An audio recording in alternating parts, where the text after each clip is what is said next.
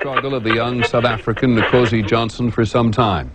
At the tender age of 12, he became a powerful symbol and a spokesman in the African struggle against AIDS. We are normal. We are living beings. We can walk. We can talk. We are all the same. Thank you. This is Nkosi Johnson speaking as an 11-year-old at the 13th International AIDS Conference. Nkosi was born HIV positive and died on June 1, 2001 as an icon of the struggle for life. Looking on is Gail Johnson, who fought for Nkosi's life and continues to fight every day for those suffering from AIDS in South Africa. Gail has devoted her life to this cause, and we had the opportunity to pose the question, why? Johnson open.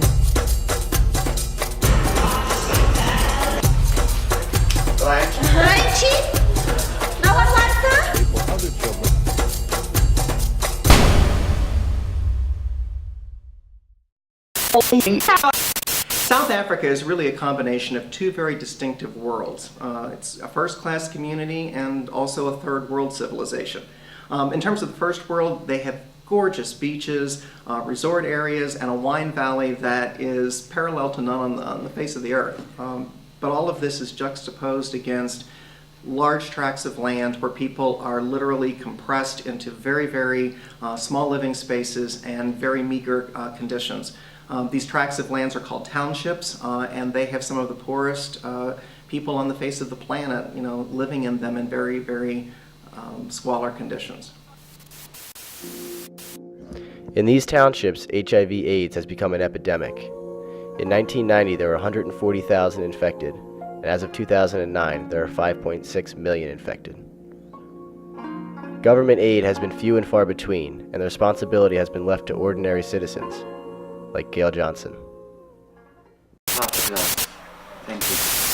Which way do you want it, Dan? Why, it's giving me static now because this one was working perfect. Go ahead and start because Dan's going to record you on that one, and we'll just pick this mic up in a little bit once this restarts. Okay. When the guest house closed in '92, January '92, that's when I took Nkosi home. And of course, he was just brought up knowing he was infected and all that. And he often used to say to me, "What is happening to the other infected children?" And I used to say, "I don't know, darling, but should we start something for them?" And yes, please, mommy. And then his mom died in 1998, sorry, I'm dyslexic. And it was after her funeral, and two things knocked him.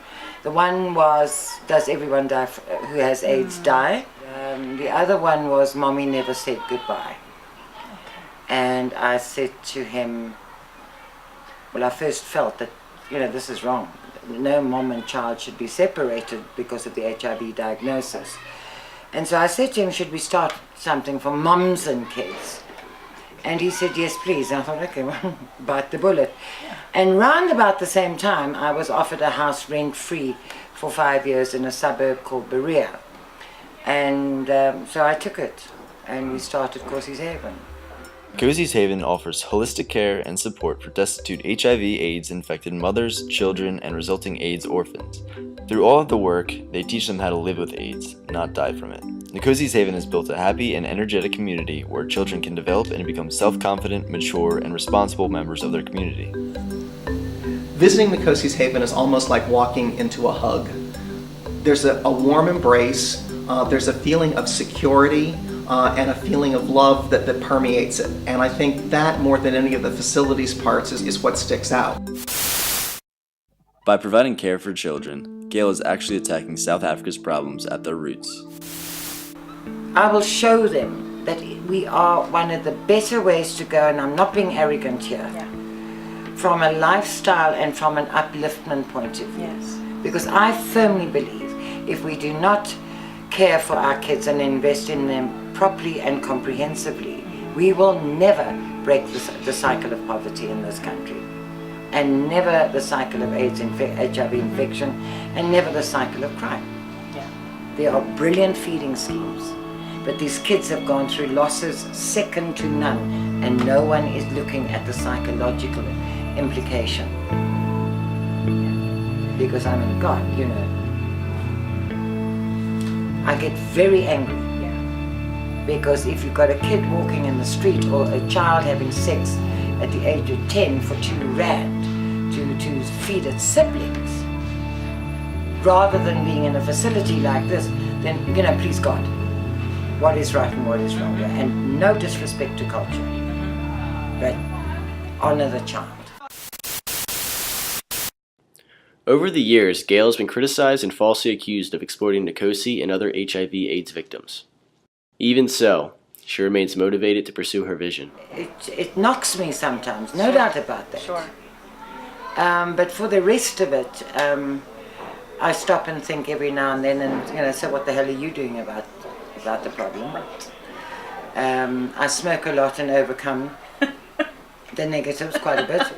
But it's also dealing with the kids and the moms. You know, when you see a mom coming in and she weighs 28 kgs, and in 3 weeks she is sitting peeling potatoes, and in 2 months she's maybe gone up to 38 kgs. Wow.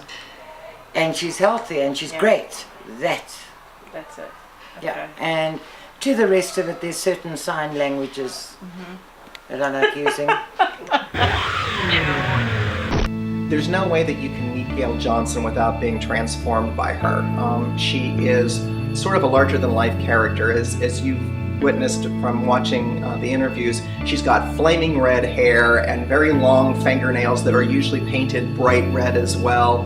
She has a very deep smoker's voice and a very infectious laugh, but what she also has is a heart that is just amazingly large and has room for everybody. And compassion is the ultimate word, I guess, that sticks with me when I leave with her. What kind of leader do you think you are, or what characteristics come to your mind if you think about this is why I'm the kind of leader I am? Or Am I a leader though? Well, are you? I don't know. Okay. A leader? I just do what I want to do. No, that also sounds pretty arrogant. I'm not. But if something needs to be done, I will do it. I cross bridges when I get to them. I don't think the what-ifs. Very seldom do I think the what-ifs. Because then you wouldn't do anything. And I believe in what I'm doing because I've seen what we do. When you feel like, oh, I can't make a difference, you know, I don't have the resources. Well, there's a living example of somebody who is not a millionaire, you know, who did not come from, you know, unfettered privilege, but saw something that she felt that was wrong in society and wanted to make a difference. And that drive and that force of spirit is the lasting impression, and I think will be her legacy.